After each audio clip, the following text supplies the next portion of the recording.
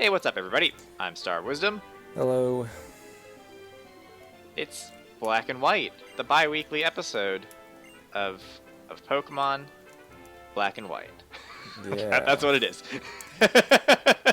Did you notice I tried to be more upbeat in my my greeting for this episode? I always feel honestly, Discord kind of cut out right when you started talking, so. Oh no. Well, hopefully my recording program. It was just for your. It was literally just for you, like saying your upbeat greeting. My oh, upbeat do I have greeting. to? Yeah, I've noticed as I've watched back the episodes that I was like, I'm Asa, and it's like, okay. Yeah. To get to this tower, do I have to teach something Surf? I think I do. I have never taught my Pokemon Surf. So you haven't gone to the tower where the legendary Pokemon is. Why are you there? I'm in Sirius City or whatever it is. There's like this tower that you go up north to. I don't think I'm actually supposed to do the tower yet. No, I've been there. I'm gonna teach it to my Jigglypuff. We'll get rid of Actually, Minimize might be good. let's forget Tail Whip. So how's everybody's week been? Yeah, tell us how your week has been. In the form of a question. In the form of a question, tell us a fact about how you are. Yeah. Are you feeling as good as I am? Because boy, am I feeling great. But I want to know how you're.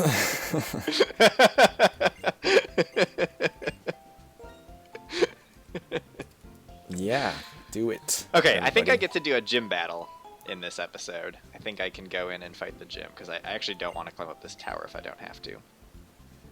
But I don't remember if I have to climb up the tower and find someone up there, like the gym leader, or if I can just go in and do the gym. So I'm gonna just try to go in and do the gym.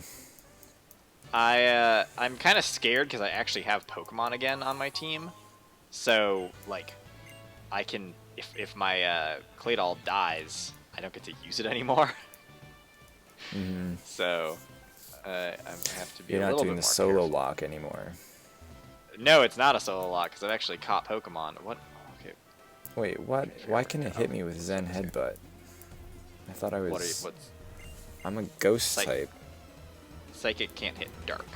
Oh, I don't really know anything about types. You're definitely winning this race. You're like doing just fine. And now I have an electric type against a ground type. Do I have any good moves? I do have Bullet Seed. Let's go for it. Why not? I guess as we're going through, we have a couple of questions from our previous episode. Okay. Griffin wanted Lay 'em on to me. Griffin wanted to hear about our routines. How do we routines. motivate to do chores and assignments? What are some things that you continue to put off? And any practical life hacks for cleaning or organization? So, Okay. yeah. I'll let you go first if you would like. Yeah. Or I could if you would like. I can talk about some of it. Routine, obviously, I think routines change. So the current routine that I'm in, which is of course the quarantine routine, is never go anywhere or do anything. That's my routine. Yes. No, I have a schedule. My main schedule is the video uploading and live streaming. So basically what I've been doing is on days where I stream, I get up and do the stream. And then on the days where I have a video to go up, I make sure a video goes up. That's pretty much what I do. And then I take Darwin for a walk every day at noon, or around noon. Who's Darwin? So Darwin is the dog, but people know this because Darwin keeps busting in on my recordings. So, like, people know who Darwin is. He throws that door open. It's. He does. He's like, I'm coming in. Yeah. Is this Marowak actually gonna kill my Jolteon? You Please should don't do that. You should put like Be a rude. buffer or whatever on that. Whatever the door hits in there, I don't even know. But it hits There's against... a table behind. Yeah. Yeah, you should I have move this that table. Tiny. Yeah, I should move the table. I don't have anywhere else to put it, but I guess I don't really even need it there. Wait, what? Why do you Anyway, have a so yeah, master ball? that's my current routine. So I think the best way to keep a routine is if it's something that you do every day. If you have interruptions, then it's harder to make yourself do it. Like if I take one day off from walking Darwin, then it makes it that much harder to get myself to do it the next day, for example. So that's my suggestion, is if there is something that you really want to get in a routine for, make it daily. Or if you're doing something like YouTube, I'm able to stick with the uploading because, first of all, it's stuff that I want to do. I want to be playing games, which makes it easier. But also, it's kind of like an external... I don't even know the right word for it necessarily. It's like a self-imposed deadline, which some self-imposed deadlines work, some don't. With YouTube, because I feel like there is a bit of an expectation from people watching videos at this point to see a video at a certain time. That makes it easier for me to be like, oh, I'm not just gonna skip an upload for Wednesday, you know? It's gonna be like, no, I'm gonna upload something because there might be someone out there. I don't know that for sure, but if there is someone out there, I've been in this situation where I expect a video from a YouTuber at like 10 a.m. Right. And then that video doesn't come up at 10 a.m. And I'm like, well, well, now what am I supposed to do? Oh, my Jolteon's gonna die here, I think. This Magnezone has Arena Trap, and I can't switch out, so okay, well, we'll try my best to save me, but that's unfortunate. That's really not great. Do I have any good, useful potions? Not really. Okay, drink some water. So that's what I would say is if you're trying to keep to a routine, make it a daily routine. If it's not daily, it's, at least in my experience, it's harder to stick to it. Yeah. Motivating to do chores and assignments is difficult, I would say. Usually when it's stuff, when it's not a self-imposed deadline, it's harder to follow. When it's something that is being required of you. As far as, so I don't have assignments anymore, but I'm also not exactly the right person to ask for advice on how to do assignments, because I always used to take way too long to do stuff. I would wait until the very last minute most of the time. The bigger the project, the longer I'd put it off. Yeah. So my motivation for that was being forced to do it.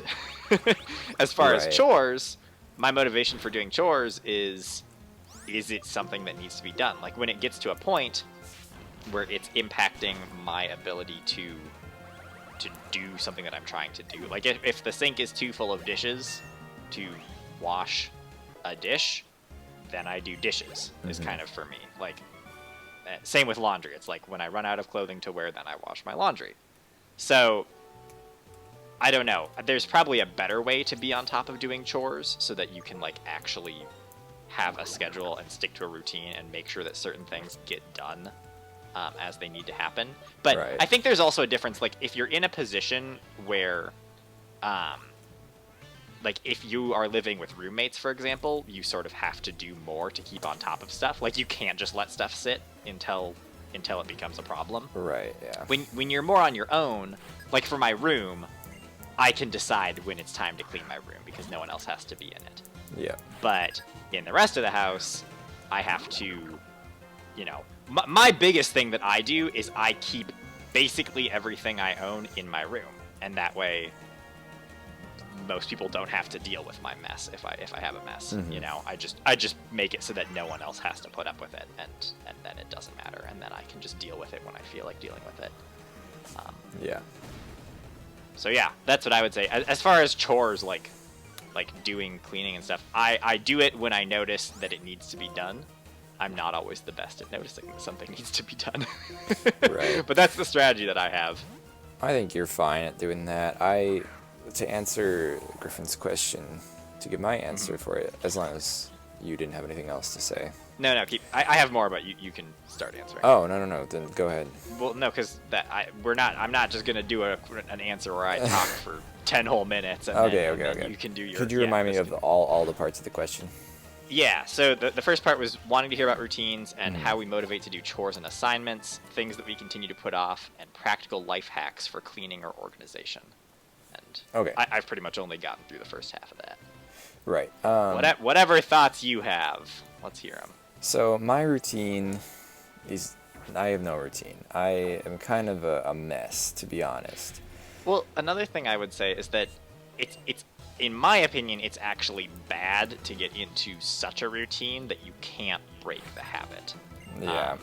It's mind numbing if you do the same thing at the same time every day, which is very much the type of person that I am. When I have a schedule, I'm really on that schedule, and I think it's actually better to be able to be flexible. So I think there's advantages to not having necessarily as much of a routine. Yeah, but I've been in such a lack of a routine for so long that it's like something's got to change. But here's what I'll do. I'm moving into the excuses portion of my my processing here.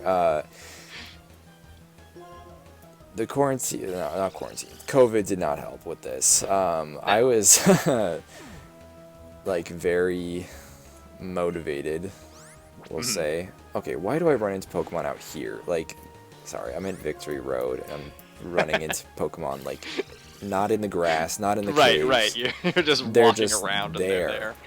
That's the worst. Victory Road is annoying. Oh my god. Okay, this is going to take years. I don't have anything to help me with this. I don't have repels. Anyway, sorry. You should go buy some repels. No, I'm already too far in. Gotta go heal. Yeah, I was so motivated. For a bit of context, I was living in a dormitory last spring, sort of, and then I had to move home, of course, because of the pandemic. But before any hint of the pandemic or everything that entails reached my ears, I was very motivated to, like, I was gonna redo my room, like, get new hobbies, and finally get on, like, a responsible schedule, and essentially just, like, become a responsible adult. And instead, we were forced to be inside all the time, and yeah, here's the thing. I don't do well balancing responsibilities because I'm in school. So that is the one routine that I follow, is that I do my homework and I go to my classes. I'm really bad at fitting anything else in. I disregard almost every other responsibility that I have. It's like all I can handle. I think that's the reality of school, though. You know, when you're in school, that in some ways, it's more than a full-time job. Like, it is. That is what you do. There's no leaving it at school, right? There's no. It's 24 hours a day, constant. but it's constant, and it's like it's you're constantly needing to decide, should I do this or should I work on school? And it's like it's this constant decision of, oh well, if I was gonna go wash dishes, I could be doing this assignment, or I could do this reading. Right, and it's all a matter of it's a constant prioritization of what you're spending your time doing, and because school has such clear deadlines that are so out of your control, it's like you kind of are forced to always prioritize that. Yeah, yes, that is true, but there's also it's all comes down to a matter of just being disciplined, which I've very rarely been in my life. And like, there's some people who are in school who can maintain, like, they're a good student, they have a job, and they balance, like, the responsibilities of, like, having an apartment, or, like, not that that's what I have, but, you know, just the kind of household duties that those are kind of like the three facets of student life for most people. And I'm just kind of, I'm juggling with one hand because I decided my other hand was tired I'm juggling the one thing, which is school. Just tossing it up in the air. Yeah. Falls back down. Sometimes I let it hit the ground, shatters. Yeah. I think that's a common sentiment with education in general. Yeah. It's an incredibly time-consuming task, and yeah, it's very self-directed, especially once you get up to higher levels. Yeah. So anyway, I don't know. Yeah, I think in terms of staying motivated to do stuff, you know, I really do. For me, it is deadlines. Like, if there is a clear deadline for if this doesn't happen by this time, then it doesn't happen. You know, that's that kind of pressure. I wish that I had a better form of motivation than pressure, because I think a pressure as motivation, it can be a good motivation, but it's not necessarily the healthiest motivation. You know, it's better to be motivated to do things because you want to do them, which is why I'm able to stay on top of uploading YouTube videos every week, is because I genuinely want to play stuff, and I even enjoy the editing process to a certain extent, even though it's obviously more time consuming. But anyway, things that I continue to put off are actually making games. Because even though I think I enjoy that process of brainstorming as well, for me it's difficult to actually commit and put something down on paper, so to speak. Yeah. Like, and the big thing for me with making a game is I want to make a game. I've said this for a long time. Is I want to make a game start to finish on my own, which is not how games are made. Games are made in teams. That's just how they are done. Yeah. But I have this sticking point where, like, I need to do it on my own, which means I need to make all the sprites. I need to do all the programming. I need to do all the music. I need to do all the bug testing. And that's such a huge project to assign to oneself that when I don't even have training in multiple areas, like I believe, like, I've thought about game concepts and mechanics, and I'm like, yeah, I could program that. I have a vague idea of how the scripting would go, and I don't doubt that if I sat down and actually worked it out, I could figure it out. But making sprites, I can't do it. I can't make anything that looks remotely resembles anything. You just need practice. So that is something that I continue to put off, is just actually investing the time to make something that is simple enough to be within my ability, if that makes sense. Yeah, that makes sense. I actually can't. Well, yeah, we've never talked about this, but that's super relatable for me with this. And Griffin will know what I'm talking about. This the secret project that I have going on that I've talked with you a little bit about, Jupiter. That's the thing that's kind of born from a D&D character idea. Yeah. Is that, like, I know too big to start. It's too big to start almost, and like I care about it too much to start, because I'm like afraid, like, oh gosh, this is gonna, like, as soon as I start putting ideas down on paper, or not even that, as soon as I like actually start creating it, it's gonna, you know, it's scary to make, like, commit to anything, because even if nothing's permanent, obviously you can just take it back, but it almost feels like you messed up. It feels bad to invest time working on something if you think that you're going to have to change it later. And my thing is, like, with these big projects, is like, I actually do have a pretty clear idea of what I want to make for various games, and like I have thought them through. I have thought through the story beats. I'm like, I am pretty sure I have not made major changes to these stories in years. Like, I have committed to this. It's just the difficult part is, like, actually starting and making it and producing it beyond writing stuff down and brainstorming. So my thing with game design is that I need to find a way to give myself a manageable first project. Like, I don't doubt that I have the ability to make a game. I just don't have I haven't built up a tolerance for making games. Sure. I've made little things. The closest thing I made was, like, a prototype for a game for a virtual reality class I took in college. And for my final project for that class, I got to make a game.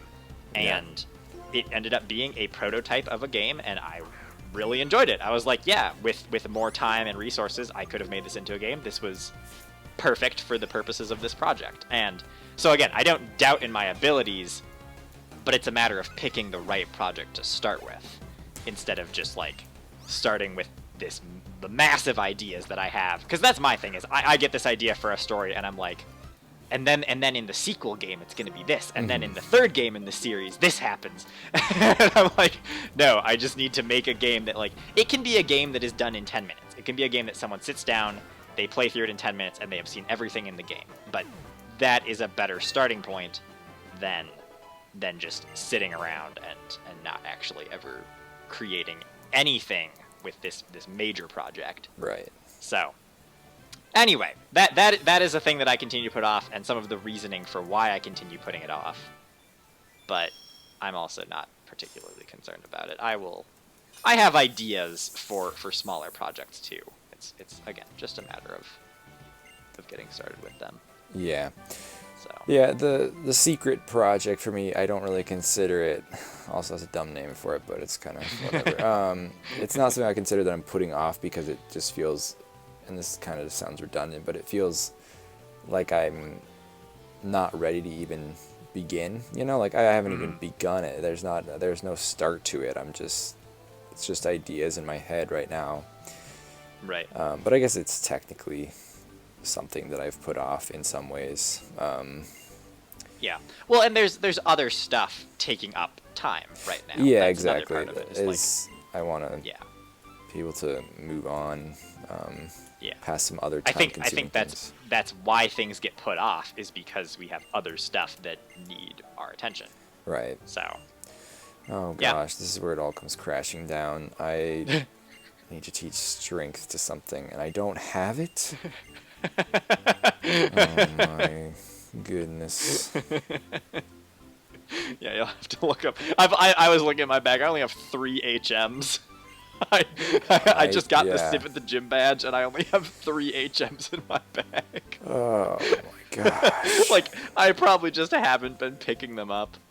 How am I gonna get through this? This is like, we need some like off-camera space bar holding down, speeding up. Anyway, sorry, back to the question. Yeah. The last part, the last question that he had was, any practical life hacks for cleaning or organization? No, not for That we me. haven't talked about it all yet. All right. Well, I do have tips for organization, from my own experience. I don't know so much about cleaning. Again, cleaning for me is always just when I notice that something needs to be cleaned, I will do it. Sure. But I also have a pretty high tolerance for what needs to be cleaned. Like, oh, is this a new encounter? I think this might be a new encounter. It's a Kinkler. I don't care if it's an encounter. I'm just gonna... maybe I already got my encounter for this route. It's fine. So yeah, as far as cleaning, I think that you just need to be on top of, you know, making sure that things meet your standard, and if you're on your own, make sure things meet your standard, and if you are living with other people, then you also have to meet the highest standard of the people that you are living with. And Yeah. that's my advice for cleaning. As far as organization, the thing that I like never lose stuff, and so I know that when something of mine goes missing, it's because someone moved it. Like, part of that was what I alluded to earlier, is I keep everything in my room. So if I move something out of the room, I know that it's not in my room. Like, if I leave something downstairs on the table or next to the door, it's like I have very few things to keep track of. That's my tip for organization, is know where you're going to keep stuff so that you don't have to spend brain power keeping track of it. Right. Back when I was in school, especially in middle school, I didn't have every class every day of the week, but I carried all of my materials back and forth to school every single day in the backpack, because I knew that as long as everything related to school is in this backpack, yeah, it's a lot to carry around, but I will never lose track of it. You Right. know, I'm never gonna forget something because I know it goes in the backpack. That's where it is. And so that's kind of always been my strategy is I know where my things are supposed to be, even if it's not perfectly organized. Like, my room is not perfectly organized, but I know where stuff is. I'm like, yeah, if I need to go grab my magic cards, those are in a section of my room.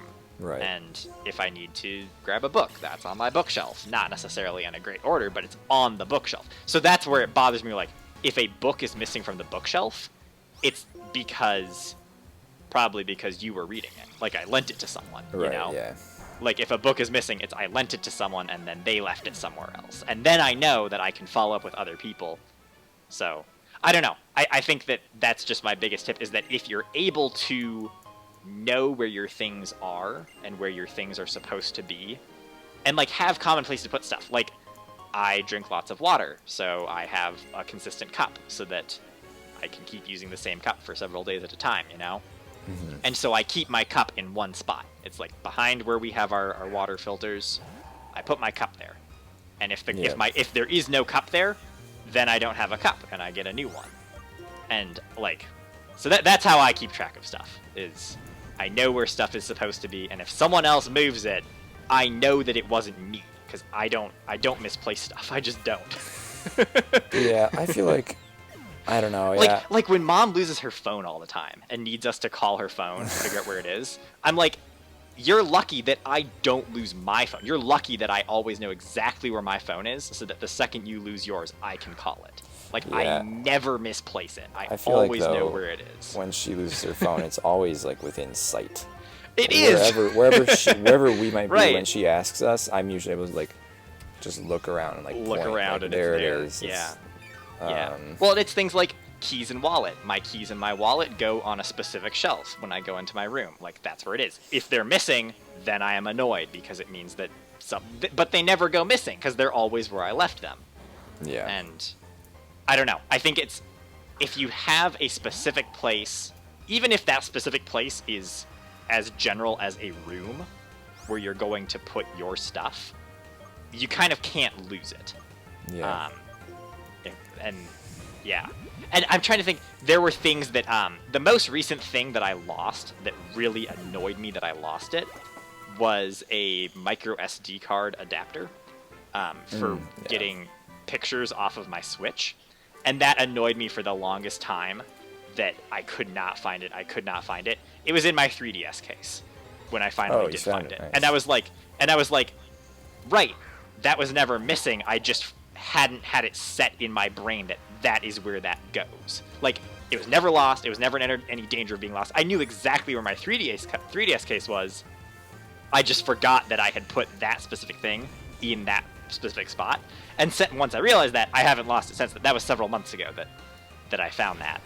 And anyway, that's the most recent thing that I lost. What I am saying here is I have not lost something in several months since I found that, which was also never lost in the first place. Mm-hmm. So, yes, that is my suggestion for staying organized. Is just, if you have a room that you can put stuff in, put your stuff in that room. Don't spread out. Don't spread out with your stuff, because then when you do spread out with one thing, you have less to keep track of.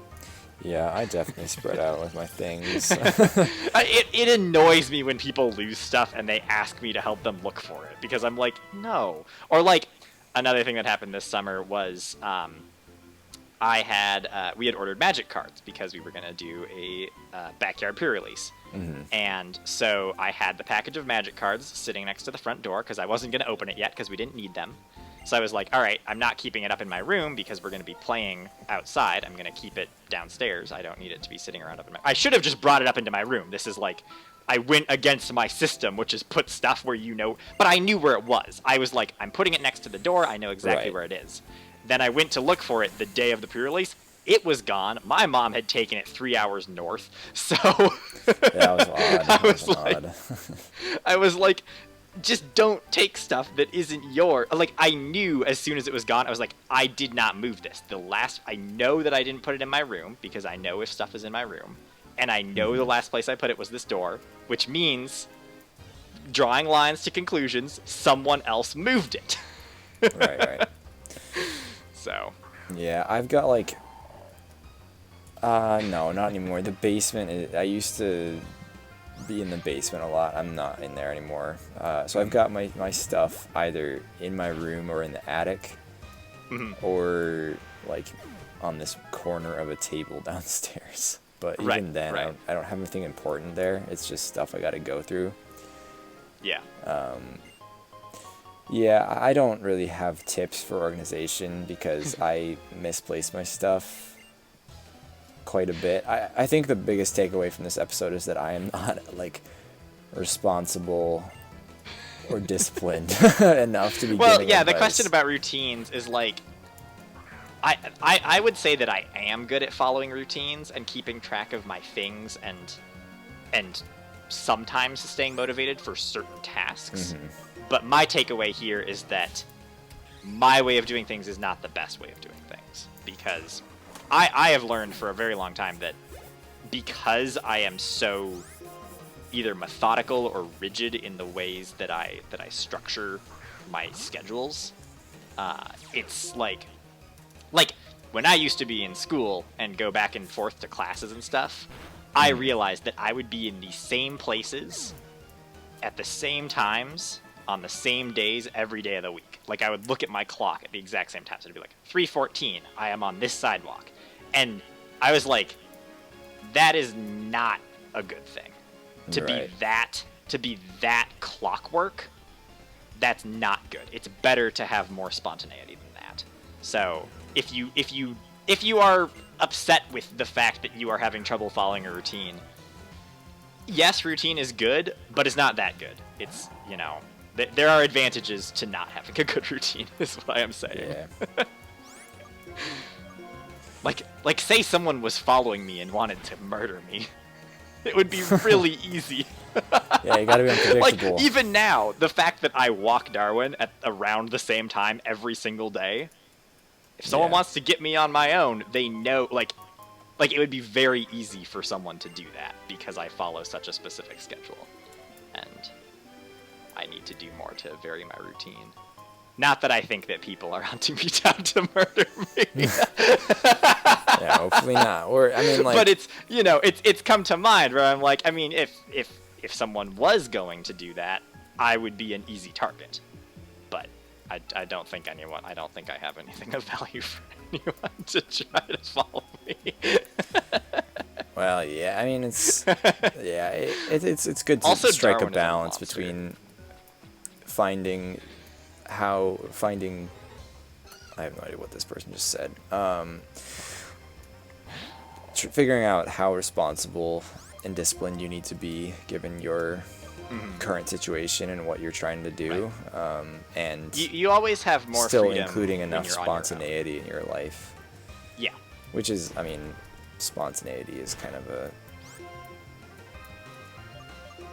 a thing which, You can't plan for it. You No. can't plan for spontaneity. and you can't always be spontaneous at different No. points in your life. Sometimes you just Right. can't. Right. Yeah, but I mean, this has inspired me. This discussion has inspired me to attempt to be more responsible and disciplined, because here's the thing with school. I don't think I'm the worst procrastinator. Like, I think honestly, the amount of times that I get an assignment done early are more so than when I push it to like the last minute. Right. But I could still be doing. You're on top of. I think that you do work more efficiently than I've ever done it in school. Well, I mean, I don't know if that's so much true as just like so far I've been able to do that. Who knows how it's going to be once I'm doing more difficult projects, whatever. Yeah, this is a good question. Yeah, very interesting. Thanks for the question, Griffin. We also have another question still from Sam, which we've spent most of... This episode has been going for a while already. That's okay. But yeah, we have another question from Sam, so let's move to that one. That's true. If this is bi-weekly, it's okay if the episodes are longer now. I should be able to record next week too, though, because after this week, it's kind of. I get a. I mean, yeah, break. this is, it's gonna be on. I said this at the end of last episode, I think, but this series is on Mondays, but not necessarily every Monday. Yeah. So Sam's question was or his topic of conversation was to come up with an idea for a new Pokemon, which was going to be type, appearance, what it's based on, and even a couple of example moves. Ooh. My first thing here, I didn't think, again, as with every question, I never spend time ahead of the episode thinking about it, because I like I like this as an exercise of sort of needing to think and form thoughts quickly. Yeah. I can't form thoughts quickly about every topic, but this is a particularly good one to like go through the brainstorming exercise in real time. So my thing with coming up with a new Pokemon type, or not new type, just a new Pokemon, is I want to fill things that have not been done before. I mean, obviously that's what makes a good Pokemon design. You don't want to just add another bird Pokemon. This is where Ace is like, oh shoot, better scrap my peacock Pokemon. Yeah, back to the drawing board. No light type, bird type. The big thing that I am interested in with new Pokemon is satisfying type combinations that have not been filled yet. So that's the first place that I'm going to start with designing a new Pokemon. And one type combination that I really want to see is Electric Psychic, because I'm pretty sure there's no Electric Psychic types. Or if there is, it's something very obscure and not very common. So I want to make an Electric Psychic type. I think the main reason is that I like electric types and I like psychic types. I like that electric types tend to prioritize speed. Psychic types tend to prioritize special attack, and those are the stats that I am most like. I like hyper offense in terms of going fast and hitting hard, especially with special attacks. Yeah, that's your style. Yeah, that is my style of Pokemon. Like when I saw Spectrier, I was like, ah, yeah, Spectrier. I saw Glastrier, and I was like, Glastier's better. It just is. But Spectrier has speed and special attack, so that's mine. So I feel like an Electric Psychic type would definitely have high speed and high special attack, and it would be very weak defensively because it's basically, I'm envisioning something that it doesn't have arms, it doesn't have legs, it probably just levitates with a combination of psychic energy and electromagnetism, and it's just this like incredibly weak thing. It's like a cannon, basically. It's like it just, you can maybe get one strong attack, and if you get that attack off, it's gonna kill something, but then it just dies. It's incredibly weak. And maybe it has an evolved form that continues getting bulkier, and like, I don't know, gets a little bit more defensive or something, or it has a cool ability that allows it to protect itself in gimmicky situations. That's something that I like about Ice-Q. Ice-Q has a ability where it cannot be damaged by, I think it's physical moves, as long as it has its Ice Face on, which it starts with. It breaks after one hit. It's like a one-turn substitute for special. It's either for physical attacks or special attacks. I think it's for physical attacks, but it might be the other way around. But for one of those, it's like a one-hit substitute, and then if it's hailing at the end of the turn, it comes back. So I really like that type of design for a Pokemon, where it's like, yes, you can protect against your weakness in this one particular situation. It's not very good. Ice-Q isn't like very viable, but I like the design of that. You know, I like that. I like that about Mimikyu too, with Disguise, where it's like you get to take one hit, and Mimikyu is also kind of bulky, but it gives you, you get to take one hit. You can set up, you can just go for an attack. So I don't know. I would want an ability sort of like that for this Pokemon, but probably for a final evolution. I think this would be a 2-stage evolution Pokemon. I'm not sure how to come up with an electric psychic type, like what the actual design would be. I'm talking very specifically about mechanics so far. But I've seen before people have concept images of electric psychic types as like a brain Pokemon, which I think would be cool, like just a floating brain. But I also want to try to come up with a design that's not that, because I know that I've seen other people come up with that concept. So, trying to think of what I would make as a... Wow, my Claydol wants to learn Scratch. Yeah, we're not doing that. Trying to think of what I want my electric psychic type to be. I don't know. Why don't I think about that while you say what your idea is? Yes, the idea. All right. So, picture, if you will, a large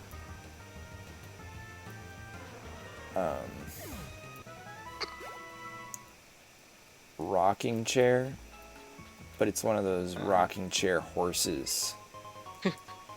So this is a ghost normal type. Okay. And it's one of those classic Ghost normal is a cool typing, actually. Yeah, because it's ghost normal. With Ghost being super effective against Ghost, but not affecting normal, you're actually becoming immune to one of the weaknesses. Ghost normal is really strong. Yeah, so it's rocking chair horse Pokemon, and essentially, I've mentioned how I like Pokemon designs that are like mundane objects but possessed. Yeah. That's what this is. Uh-huh.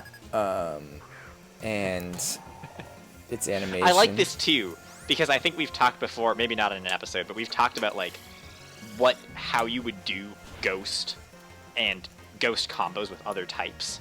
And Ghost normal is a hard one. But I actually really like this, that like a rocking chair horse is a pretty normal thing. Like, hence why it's that normal that type. says normal. Yeah. Yep. I was gonna So say I really grass, like this. but right, but I actually like it more as a Ghost normal it's type. wood, but it's no longer living. So Right. No, it's literally just a very standard object that would not be a Pokemon if it was not possessed. And if that doesn't say normal type, I don't know what does. it's an attacker. It's got high attack stats. Okay. Very low speed, because it can't move. I figure it can't really move. Could you imagine a Pokemon with 0 speed? That's what this Pokemon has. To like, and then to flavor it, it only has attacks that hit from a range. Like, it can't learn Scratch. Like, every attack it has is just something that it has to project. Right. Like, it doesn't get Shadow Claw, it gets Shadow Ball. Right. Which means it would have to be a special attacker. Maybe it's a bad Pokemon, so it's a physical attacker, but it can't learn physical moves. Maybe so. Anyway, possible move could be something like Rock On. And oops, you put your finger underneath the rocking chair. Don't do that. You're gonna break your finger. And that's essentially the idea there. That's the inspiration. If you get close, you take damage, but if you don't, then nothing happens. Nothing happens. Yeah, but you can't hurt it. It's invincible. Its ability is called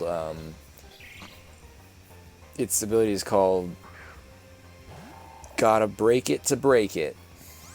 Just like you break a horse. You can't break a horse without actually trying to ride it. So you have to get close. It's the first Pokemon ability that is 5 words long. Gotta break it to break it. Where am I going? I've just wandered around in this random area. I don't know how to get out of it. You might catch up, to be honest. I feel like I maybe am not supposed to be in this area. Shopping Mall 9. Wait, what? I've been looking for a department store where I can buy like PP ups and put my like $100,000 into PP ups. Right, that would be smart. Also, I need to have get not strength. thought of any ideas for my electric psychic type. I kind of like the idea of it kind of being based off of AI. Like, it was an AI that became self-conscious, and that's where the psychic element comes from. Is like, or no, it's like it was like a virtual Pokemon that was programmed, and then it got hit by an errant psychic wave. Like, I can just see this this is a Pokedex entry, totally 100%. It's like, this AI program was hit with a random wave of psychic energy from Kadabra, you know? And then it became sentient. Ah, this is where I'm supposed to go. I'm supposed to use strength on this boulder. Wait. That can't be right, because if you still don't have strength, there's no way that that's the right way to go. I don't know where I'm going. I don't know. Anyway, so I kind of like that idea, where it's like, it's almost like a physical manifestation of an artificial intelligence that got buffed by psychic energy, because Pokemon can do that. Yeah. This is my idea for my electric psychic type. I kind of like the idea that it's literally just like an 8-bit face, you know? Like floating in air. It's like, it's pixels being held together with psychic energy, is what it is. It sounds more like ghostly, but it does sound more ghostly, but it's not possessed, because like that's Rotom. Rotom is like possessed plasma. This is like a virtual Pokemon that is only being held together through sheer force of will. Like, it is holding itself together. It's not possessed. It's not a possessed bolt of electricity like Rotom. It is in itself its own thing. It is conscious. And yeah. So yeah, it's just a bunch of pixels being held together with psychic energy, and every once in a while its animation like jitters and like flies apart. Ooh, even better. It's kind of like nanobots is what it is. That's like its physical manifestation. It's a swarm of nanobots that are controlled by a psychic intelligence. That's what my Pokemon is. Yes. I feel like it probably should have steel type in there somewhere too, but no, it's nanobots. It's a swarm of nanobots. And but it could also be a bug type. Dang it. This concept is, but I like this idea of a swarm of nanobots that come together to assemble a simplistic design for a Pokemon. And it has moves that are... It actually... I don't know that it necessarily has signature moves, but it would get access to all of those bug-type moves, like Swarm and Infestation. That's what it is. It's not a bug-type, but it gets access to those type of moves. It gets Attack Order and Defend Order. Like, the Psychic... The Psychic Intelligence is commanding the Swarm to do things. Mm-hmm. Yes, this is my design. It starts off, first evolution is just pixels being held together loosely, and then second stage is they actually manage to inhabit nanobots. Yeah. I like it. Boom. New Pokemon. Gen 9 confirmed. I think I found somewhere where I'm supposed to go, but this episode has gone on pretty long, so maybe we should wrap it up. Yeah, I need to know where to buy PP up, so I gotta look that up. Yeah, you should do some looking up of stuff before the next episode, because I think you're probably just gonna beat the game in the next couple episodes here. Well, who knows? I need to find strength now. I need to find PP up. I need to find... So yeah, next episode, it's like, you should make a list of stuff that you have to go out and collect, and that'll be it. But yeah, I think that's gonna be it for today's episode. Thank you all for watching. Thank you for your questions. Those were some really good, entertaining topics of conversation. Yeah. And let us know if you have any more for next week, or potentially the week after, because, you know, for the next episode, I'm not going to nail down when it's going to be. But in the meantime, hope you all have a wonderful day whenever you are watching this. And we'll be back eventually. Goodbye.